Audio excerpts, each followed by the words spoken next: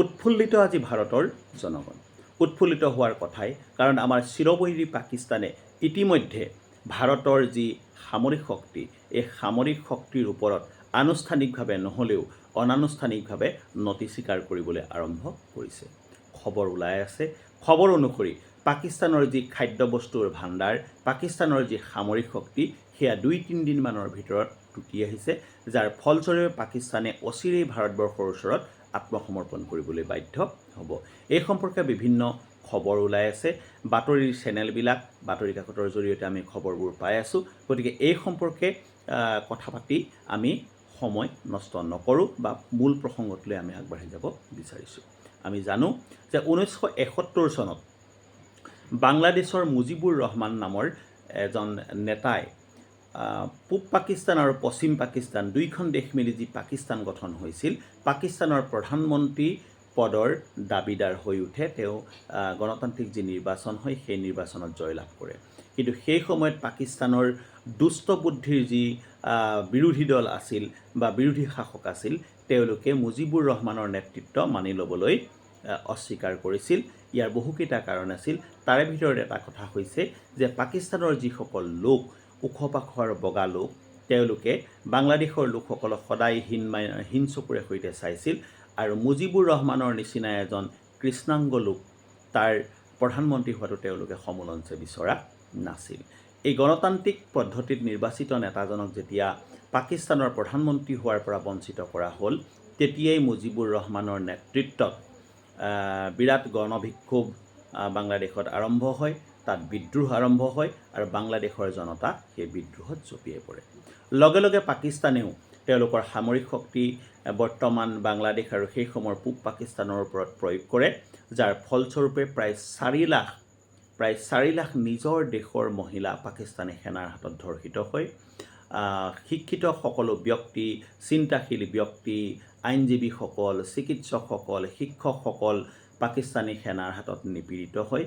পৰিস্থিতি এনেকুৱা হয়গৈ যে পাকিস্তানৰ পৰা দলে দলে, পূব পাকিস্তানৰ পৰা দলে দলে লোক আহি ভাৰতবৰ্ষৰ পশ্চিমবংগ, উৰিষ্যা আৰু উত্তৰ পূৰ্বাঞ্চলত সোমাবলৈ আৰম্ভ কৰে। শেষত ভাৰতবৰ্ষই পূব পাকিস্তানৰ সেই অঞ্চলটোৰ প্ৰতি সদয় হয়, আৰু সদয় হৈ বাংলাদেশৰ স্বাধীনতাৰ যি ৰাস্তা, সেই ৰাস্তা মুকলি কৰে। পৃথিৱীৰ ইতিহাসত নোহোৱা নোপোজা এটা ঘটনা সেই সময়তে ঘটে। পাকিস্তানৰ 90,000 সশস্ত্ৰ সেনাবাহিনীয়ে ভাৰতবৰ্ষৰ সেনাৰ ওচৰত আত্মসমৰ্পণ কৰিবলৈ বাধ্য হয়। সেই বাংলাদেশ, যি বাংলাদেশক এসময়ত ভাৰতবৰ্ষই স্বাধীন কৰিছিল, সেই বাংলাদেশে বহুদিন ধৰি ভাৰতৰ সৈতে সুসম্পৰ্ক বজাই ৰাখে যদিও শেহতীয়াকৈ বাংলাদেশ পাকিস্তানৰ পক্ষত থিয় দিছে। ই আমাৰ বাবে অতি দুৰ্ভাগ্যৰ কথা, আৰু এই কথাটোৰ বাবে আজি এই বিশেষ ভিডিঅ'টো প্ৰস্তুত কৰিবলগীয়া হৈছে। আমি জানো যে শেহতীয়া যিখন যুদ্ধ চলি আছে, সেই যুদ্ধখনৰ লগত সংগতি ৰাখি কাকতালীয়ভাৱে পাকিস্তানৰে এক প্ৰান্ত, বেলুচ প্ৰান্তৰ লোকসকলে বিদ্ৰোহৰ তেওঁলোকৰ যি ভাৱ বুকুত জ্বলি আছিল, সেই বিদ্ৰোহৰ ভাৱৰ স্বতঃস্ফূৰ্ত এক প্ৰকাশ আৰম্ভ কৰিছে, আৰু তেওঁলোকে নিজকে স্বাধীন বুলি ইতিমধ্যে ঘোষণা কৰিছে। নিজৰ পতাকা নি পূৰ্বৰ পাকিস্তানৰ সেনাৰ যি ছাউনি আছিল, তাত নি বেলুচৰ স্বাধীন বেলুচ বুলি নিজক ঘোষণা কৰি তাত পতাকা উৰুৱাইছে। অৰ্থাৎ ইতিমধ্যে বেলুচ প্ৰান্তৰ লোকসকলে পাকিস্তানৰ সম্পূৰ্ণ বিপৰীত মেৰুত থিয় দিছে। বেলুচ প্ৰান্ত হ'ল পাকিস্তানৰ প্ৰাকৃতিক গেছ, সোণ ইত্যাদি বিভিন্ন প্ৰাকৃতিক সম্পদৰে সৈতে চহকী এক অঞ্চল। কিন্তু পাকিস্তানৰ লোকসকলে বা পাকিস্তানৰ যি প্ৰশাসন, তেওঁলোকৰ প্ৰশাসনে বেলুচ প্ৰান্তৰ লোকসকলৰ ওপৰত কোনো ধৰণৰ গুৰুত্ব নিদিয়াৰ অভিযোগ দীৰ্ঘদিন ধৰি চলি আছে। ভাৰতবৰ্ষ স্বাধীন হৈছিল 1947 চনত, আৰু একে চনতে পাকিস্তানো স্বাধীন হৈছিল। কিন্তু পাকিস্তান স্বাধীন হোৱাৰ পিছতেই বেলুচৰ লোকসকলে বুজি পাইছিল যে পাকিস্তানৰ সৈতে তেওঁলোকৰ ভৱিষ্যত সুৰক্ষিত নহয়। সেইবাবে তেওঁলোকৰ বিদ্ৰোহী কণ্ঠ বাজি উঠিছিল। কিন্তু বিশ্ব সমুদায়ে চকু নিদিয়াৰ ফলতেই হওক বা ভাৰতবৰ্ষই বৰ বিশেষ গুৰুত্ব নিদিয়াৰ বাবেই বেলুচ প্ৰান্তৰ লোকসকল কিন্তু পাকিস্তানৰ লগতে থাকি যাবলৈ বাধ্য হয়। 1948 চনতেই বেলুচৰ লোকসকলে প্ৰথমবাৰ মূৰ দাঙি উঠে, অৰ্থাৎ পাকিস্তানৰ প্ৰশাসনৰ বিৰুদ্ধে তেওঁলোকে বিদ্ৰোহ আৰম্ভ কৰে। তাৰ পিছত তেওঁলোকে বিভিন্ন সময়ত বিদ্ৰোহ কৰি আহিছিল যদিও পাকিস্তানৰ যি সামৰিক শক্তি আছে, পাকিস্তান চৰকাৰে সামৰিক শক্তিৰ জৰিয়তে সেই বিদ্ৰোহ দমন কৰি ৰাখে।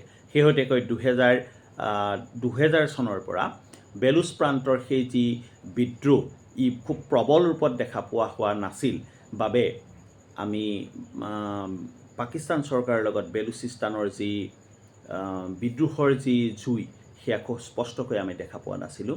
কিন্তু ভাৰত আৰু পাকিস্তানৰ যেতিয়াই যুদ্ধ আৰম্ভ হ'ল, বেলুচৰ লোকসকলে নিজকে স্বাধীন বুলি ঘোষণা কৰাটো তেনেই স্বাভাৱিক এটা ঘটনা হৈ পৰিল। ইতিমধ্যে বেলুচৰ লোকসকলে ৰাষ্ট্ৰসংঘৰ ওচৰত আবেদন জনাইছে যাতে তেওঁলোকক এখন সুকীয়া ৰাষ্ট্ৰৰ মৰ্যাদা দিয়া হয়। ভাৰতবৰ্ষৰ প্ৰতি তেওঁলোকে অনুৰোধ জনাইছে যাতে তেওঁলোকক এখন সুকীয়া সাৰ্বভৌম দেশ বুলি স্বীকৃতি দিয়া হয়। ইতিমধ্যে ভাৰতৰ দিল্লীত দূতাবাস খোলাৰো যোজা চলিছে বুলি বাতৰি কাকতত আমি পঢ়িবলৈ পাইছোঁ। কিন্তু কথা হ'ল, এই বেলুচিস্তানৰ কাষতেই লাগি আছে আফগানিস্তান, আৰু আমি জানো যে আফগানিস্তানত ইতিমধ্যে বিদ্ৰোহীসকলে তেওঁলোকৰ আধিপত্য বিস্তাৰ কৰিছে, কাৰণ তাৰ পৰা পূৰ্বৰ আমেৰিকাৰ সেনাবাহিনী আঁতৰি গৈছে। এতিয়া যদি বেলুচিস্তান এখন সাৰ্বভৌম দেশ হয়, ইমান এখন সৰু দেশক আফগানিস্তানে আক্ৰমণ কৰাটো কিন্তু বৰ ডাঙৰ কথা নহয়। আফগানিস্তানৰ সন্ত্ৰাসবাদীসকলে যদি বেলুচিস্তানৰ ওপৰত কেনেবাকৈ প্ৰভুত্ব খটুৱাই বা দখল কৰিবলৈ আহে, তেতিয়াহ'লে তেওঁলোক আহি পাকিস্তানৰ সীমাত লাগিবহি। অৰ্থাৎ পূৰ্বৰ আফগানিস্তানৰ সীমাত থকা যি উগ্ৰপন্থীসকল আছিল, তেওঁলোক আহি বেলুচ প্ৰান্তৰ ওচৰ পাবহি, পাকিস্তানৰ বেলুচিস্তানৰ সীমাৰ ওচৰ পাবহি, আৰু ভাৰতলৈ তেওঁলোকৰ দূৰত্ব খুব কমি যাব। আৰু এনেকৈ এটা কথা চিন্তা কৰিব পাৰি যে যদি সেই বিদ্ৰোহীসকলে আহি বৰ্তমান পাকিস্তানৰ যি সাৰ্বভৌম ভূখণ্ড আছে, সেই ভূখণ্ডত যদি তেওঁলোকে আধিপত্য বিস্তাৰ কৰিবলৈ হয়, তেতিয়াহ'লে সেই সন্ত্ৰাসবাদীসকলৰ অঞ্চল আৰু ভাৰতবৰ্ষৰ সীমা একেবাৰে ওচৰ চাপিবহি। কথাটো এনেকৈও ভাবিব পাৰি যে বেলুচিস্তানে স্বাধীন হোৱাৰ পিছত আজিৰ তাৰিখত যেনেকৈ বাংলাদেশে পূৰ্বৰ বৈৰী ৰাষ্ট্ৰ পাকিস্তানকহে সহায় আগবঢ়াইছে, ঠিক তেনেকৈ যদি বেলুচিস্তানেও পাকিস্তানৰ হৈহে ভাৰতৰ বিৰুদ্ধে থিয় দিয়ে, সেইটো কিন্তু বৰ অসম্ভৱ কথা নহয়।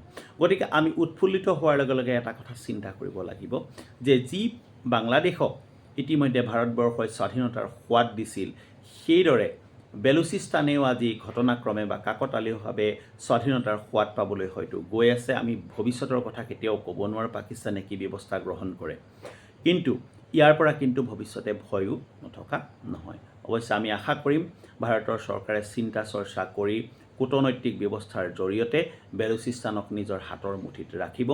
যদি বেলুচিস্তানক ভাৰতবৰ্ষই এখন সাৰ্বভৌম ৰাষ্ট্ৰ বুলি স্বীকৃতি দিয়ে, তেতিয়াহ'লে বেলুচিস্তানে নিশ্চয় ভাৰতৰ প্ৰতি কৃতজ্ঞ হৈ থাকিবলৈ বাধ্য হৈ থাকিব। কিন্তু সময়ে ইয়াক নিৰ্ণয় কৰিব বেলুচিস্তানে কি স্থিতি গ্ৰহণ কৰে। আমি আশা কৰিম যাতে বেলুচিস্তানে বৰ্তমান বাংলাদেশৰ যি স্থিতি, সেই স্থিতি গ্ৰহণ নকৰে। So thank you very much. Please stay connected, keep watching our videos, and don't forget to follow, share and comment.